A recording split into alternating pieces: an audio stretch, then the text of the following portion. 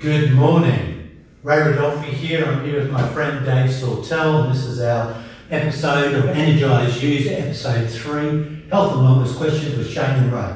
Unfortunately, Shane's in Thailand at the moment on a Muay Thai camp, so it's Ray and Dave.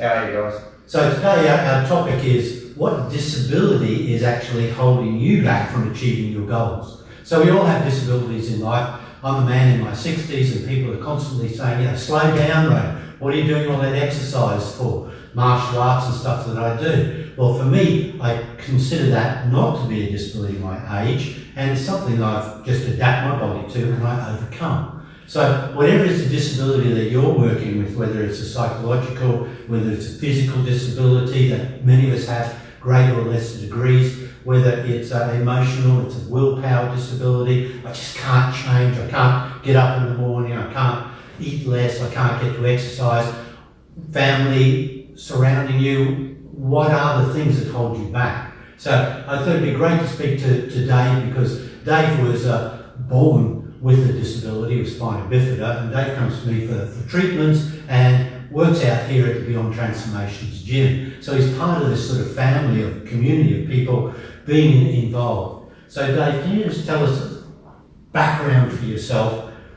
How does life start and some of the key points that have brought you to where you are today? Well, okay, Ray. Well, I was born with spina bifida and paraplegic. I was born in 1966, 53 years of age. I was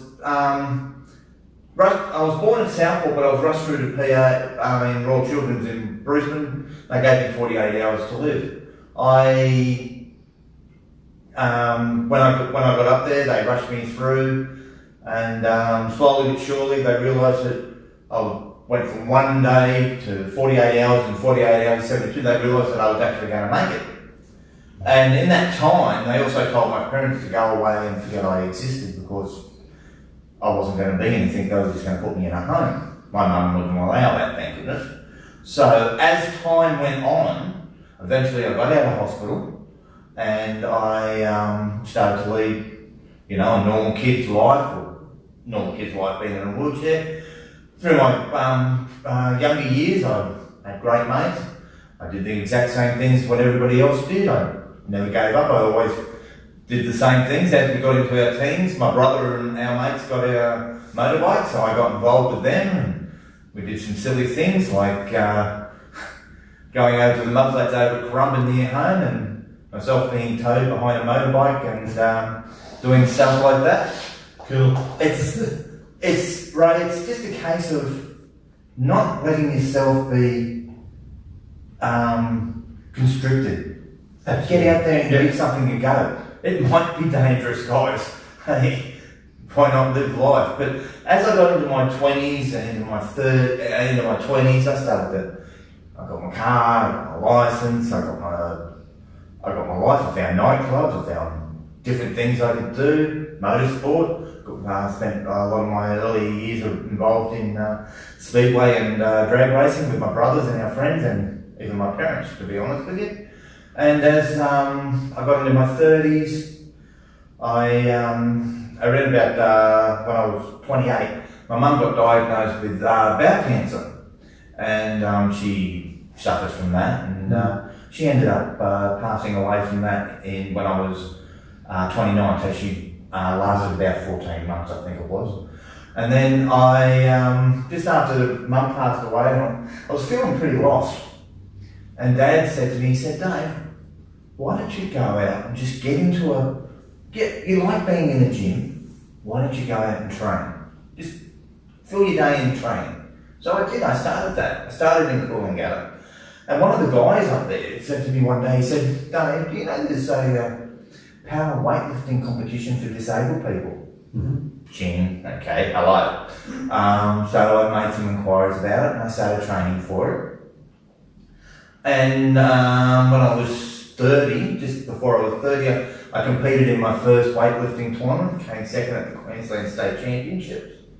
And from then on in, I had a very good career in weightlifting for about 8 or 9 years, competing in Australian Championships, Queensland State Championships, World Championships and stuff like that. Didn't do too bad. I was quite happy with it. Eventually I had to give it up. See the bend in my finger? That's what happens when you drop a 50 kilo dumbbell on your hand. Yeah. Well, you don't, one of your spotters do. So I had to give the weightlifting away. And at that same time, I got myself married, and my ex-wife said to me she wanted to try kayaking. I said, all right, I'll come and have a look with you. So I went and had a look, and I actually got involved myself. And I started with a disabled group, and I started to really enjoy it, and we started to train more and more and more, and go more and more distances and stuff like that. And I said to one of the guys, I said, I'd like to try a marathon kayak. He looked at me real strange. And I went, what? And he said, you want to try a marathon kayak? And I said, yeah. And he said, what would you like to do? And I said, Brisbane to Gold Coast. He said, no. Good distance. He said, you won't make that. He said, no, you won't make that. An able-bodied person can, but there's no way a disabled person can. So I think it was about the May of that year, I think it was about 2000 or 2001 or something, we set off from South Bank to Brisbane, and we ended up coming in front of Q1 in Surfers Paradise. So what distance is it? It was, not quite sure what the actual distance was, but it was 15 hours straight. Right. Stopping kayaking, yeah. Stopping every 2 hours to have a break, but we made it in. Great. Can I just ask you something? So your coach actually said to you, you won't be able to do that. So how do you respond when people say, oh, look, Dave, they look at you and they assume that you can't do things? Well, Shane, who's here, sets me little challenges like that, and he says, yeah, you won't. I turn around and say, no, yeah, I will. Guys, you can't let limitations beat you. If you let limitations beat you, you're giving up. Don't give up. Yeah. Live your life. I live my life every day. Yeah. I would like to succeed. I like to help people. I won't give up. There's no way in the world I will give up. I like the Henry Ford did a quote. He said, whether you think you can or you think you can't, you're absolutely right. Mm-hmm. And so that's how I face challenges as well. But listen, I heard you telling a story the other day about when you were doing some weight pressing and you had to duct tape yourself in. Can you just give a bit relate to that? Stupid. Back when I was a weightlifter, all our us disabled guys got together in the gym, and like with power weightlifting disabled, you've got amputees, you've got everything, and us wheelies decided to get in the 45-degree leg press and just have a bit of fun. So all the boys got in it, and they got stuck, they couldn't get in, so I thought, bugger this, I'll have a go. I got in, got my feet up on the 45-degree leg press. We gaffer taped my feet onto the plate for the 45-degree leg press and piled on all 300 plus kilos, and here I am sitting there going, trying to, and it looked hilarious in the photo, so I got to find them and show you. So you'll do what you have to do to get the job done? I will not give up. Yeah. Back in 2017, I got a real bad illness. I got fasciitis gangrene. And I was in hospital for 4.5 months, and I'm still healing now, sort of. But I haven't given up, and I won't give up. Even when I was in hospital, I didn't lose my personality. I didn't lose anything. I just, okay, I'm going through this.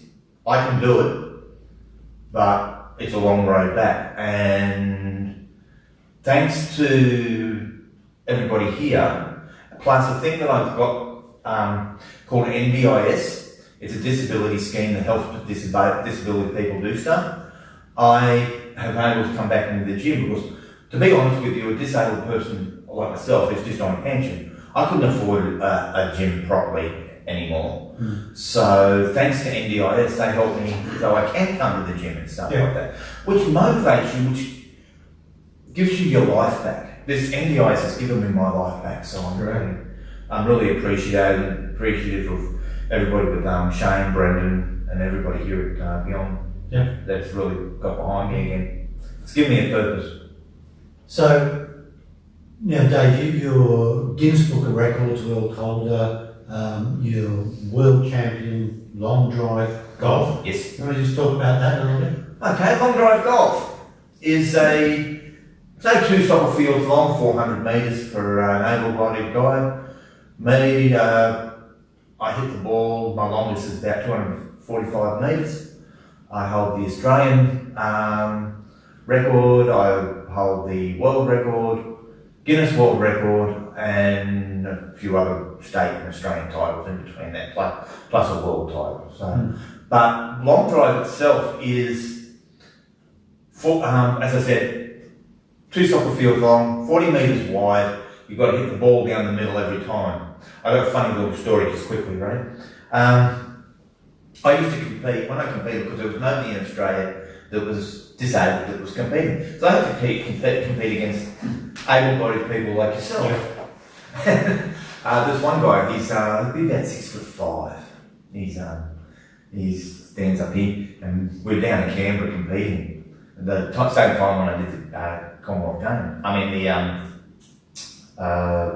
Guinness World Record, sorry. And he said to me, he walked up to me, he stood right here and went, "I must beat you." And I went, we were mucking around, and I said, "Go for it." We're just having a joke with each other. He's a really good player. And so in long drive, you get 3 balls, then I have a go, then he does his 3 balls. Yeah. And the funny thing was, he gets up on the tee, he looks back at me and smiles, I look at him and wink, and he goes, bang, first ball goes out. Second ball goes out. Third ball goes out. I get up, bang, bang, bang, every ball down the middle. He comes back, bang, bang. And I'm sitting back and I go, "You've only got 1 ball left, mate." And he goes, "Yeah, I know." So he gets up and he goes, bang, I win. It went straight out over the water and I won. I didn't even have to do my next set. So that's the challenges that I put myself through. So, we all go through challenges. It's just how we accept the challenge to go forward. Yep. We've got to go forward. So people allow themselves to be disabled by various things in life. That's right, yeah. And I think it is that we get stuck in a pattern and we think, I can't do this, I can't do this, I can't do this. So what's your one thought for when you're stuck in that pattern? Because I'm sure you've been there, I've been there as well. What do you do?